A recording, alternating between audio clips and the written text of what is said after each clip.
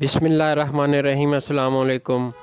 हाज़र व नाज़र यकता व मेहरबान बेमिसल रब्बुल आलमीन के बाबरकत नाम से आज की वीडियो का आगाज़ करते हैं। आज बात करेंगे मलेरिया बुखार पर। सभी जानते हैं कि मलेरिया बुखार मच्छरों के काटने से पैदा होता है।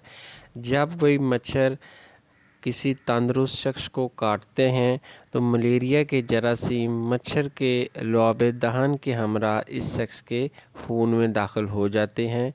इसके नतीजे में उसको तकरीबन 7 दिन में मलेरिया की अलामात शुरू हो जाती हैं। बाज़ औक़ात मलेरिया के जरासीम 1 साल तक जिस्म में मौजूद रह सकते हैं और गाहे बगाहे बुखार की अलामात पैदा करते रहते हैं।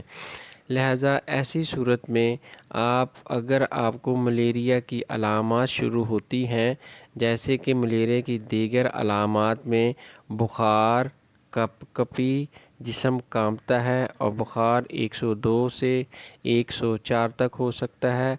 सर दर्द शदीद होता है मलेरिया के बुखार में, और मलेरिया के बुखार में मतली और उल्टी नहायत तकलीफ़ दे अलामत है, ये साथ शुरू हो जाती है। और इसके अलावा मलेरिया के बुखार में पट्ठों में दर्द और थकावट महसूस होती है। इब्तदा मर्ज़ में मरीज़ को शदीद सर्दी लगती है, दांत बजने लगते हैं और शदीद कपकपी का हमला शुरू हो जाता है।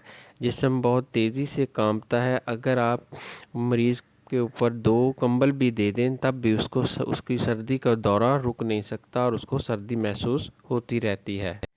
बुखार 102 से 104 तक हो जाता है। इससे जो सबसे ज़्यादा अलामत तंग करती है वो शदीद सर दर्द और उल्टियों का आना है। 6 घंटे तक मरीज़ मुख्तलिफ़ अलामात से होता हुआ आखिर मरीज़ को पसीना आकर बुखार उतर जाता है और मरीज़ को सुकून महसूस होता है और वो सो जाता है। दूसरे रोज़ मरीज़ अपने आप को तंदुरुस्त महसूस करता है, लेकिन फिर मखसूस वक्त पर बुखार दोबारा से हो जाता है और वही अलामत फिर से रिपीट होना शुरू हो जाती हैं।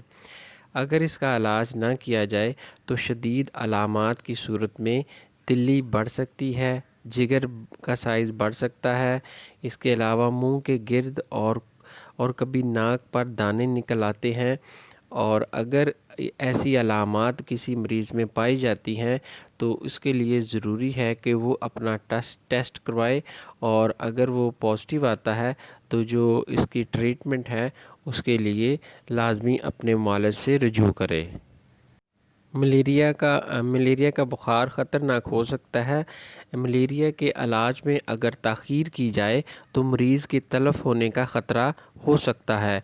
लिहाजा इन अलामात की सूरत में अपने मुआलिज से रजू करें और ये ग़िज़ाई इलाज शुरू कर दें जब तक आप अपने मुआलिज तक नहीं पहुँचते। सबसे पहले मरीज़ को मसूर की दाल पतली बनाकर दी जाए और उसको कहा जाए कि उसको घूंट घूंट करके वो पीता रहे।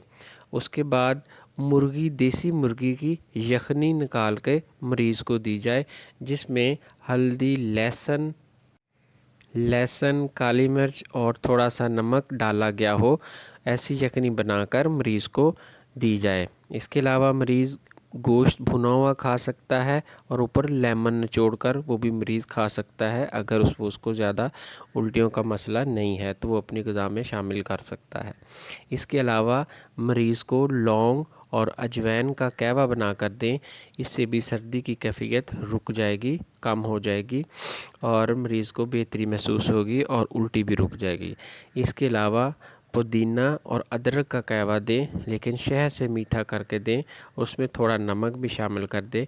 ये ग़िज़ाई इलाज फ़ौरी तौर पर शुरू कर दें और फ़ौरन अपने मुआलिज से रजू करें। ये थी जी मलेरिया के मतलब इन्फॉर्मेशन। इंशाल्लाह मिलते हैं नेक्स्ट वीडियो में। दुआओं में याद रखिएगा। अस्सलामु अलैकुम व रहमतुल्लाहि व बरकातुहू।